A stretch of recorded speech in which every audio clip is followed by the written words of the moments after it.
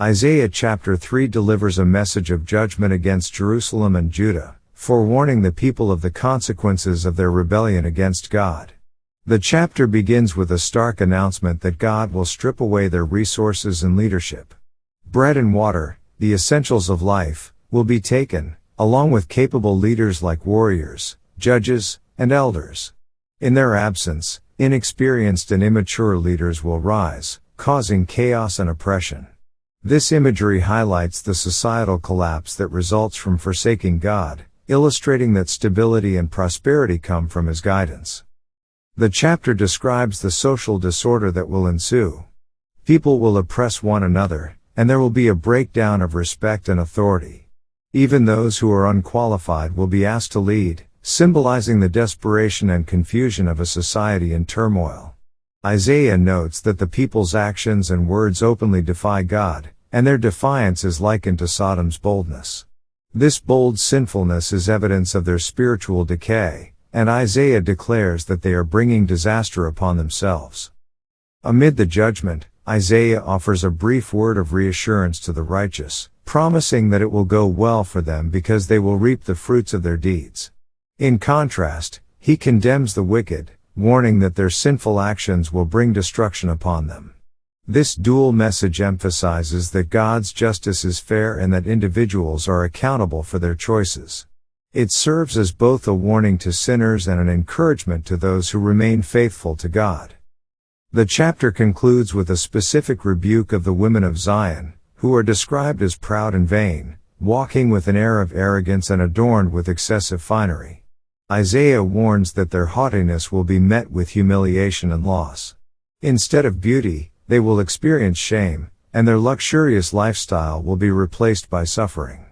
This final warning underscores the theme of pride leading to downfall, reinforcing the chapter's overall message that reliance on outward appearances, wealth, or status is futile without a foundation of righteousness and humility before God. Let's now read Isaiah chapter 3. For, behold, the Lord of hosts, doth take away from Jerusalem and from Judah the stay and the staff, the whole stay of bread, and the whole stay of water. The mighty man, and the man of war, the judge, and the prophet, and the prudent, and the ancient. The captain of 50, and the honorable man, and the counselor, and the cunning artificer, and the eloquent orator. And I will give children to be their princes, and babes shall rule over them. And the people shall be oppressed, every one by another, and every one by his neighbor. The child shall behave himself proudly against the ancient, and the base against the honorable. When a man shall take hold of his brother of the house of his father, saying, Thou hast clothing, be thou our ruler, and let this ruin be under thy hand.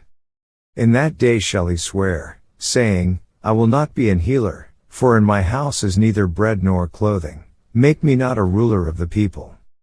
For Jerusalem is ruined, and Judah is fallen, because their tongue and their doings are against the Lord, to provoke the eyes of His glory. The show of their countenance doth witness against them, and they declare their sin as Sodom, they hide it not. Woe unto their soul! For they have rewarded evil unto themselves. Say ye to the righteous, that it shall be well with him, for they shall eat the fruit of their doings. Woe unto the wicked! It shall be ill with him, for the reward of his hands shall be given him. As for my people, children are their oppressors, and women rule over them. O my people, they which lead thee cause thee to err, and destroy the way of thy paths. The Lord standeth up to plead, and standeth to judge the people. The Lord will enter into judgment with the ancients of His people, and the princes thereof, for ye have eaten up the vineyard, the spoil of the poor is in your houses. What mean ye that ye beat my people to pieces, and grind the faces of the poor? Saith the Lord God of hosts. Moreover the Lord saith, because the daughters of Zion are haughty, and walk with stretched forth necks and wanton eyes, walking and mincing as they go, and making a tinkling with their feet. Therefore the Lord will smite with a scab the crown of the head of the daughters of Zion, and the Lord will discover their secret parts. In that day the Lord will take away the bravery of their tinkling ornaments about their feet, and their calls, and their round tires like the moon. The chains, and the bracelets, and the mufflers. the bonnets, and the ornaments of the legs, and the headbands, and the tablets, and the earrings, the rings, and nose jewels, the changeable suits of apparel, and the mantles, and the wimples, and the crisping pins, the glasses, and the fine linen, and the hoods, and the veils. And it shall come to pass, that instead of sweet smell there shall be stink, and instead of a girdle a rent, and instead of well-set hair baldness, and instead of a stomacher a girding of sackcloth, and burning instead of beauty.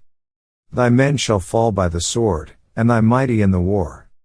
And her gates shall lament and mourn, and she being desolate shall sit upon the ground. This ends our reading of Isaiah chapter 3.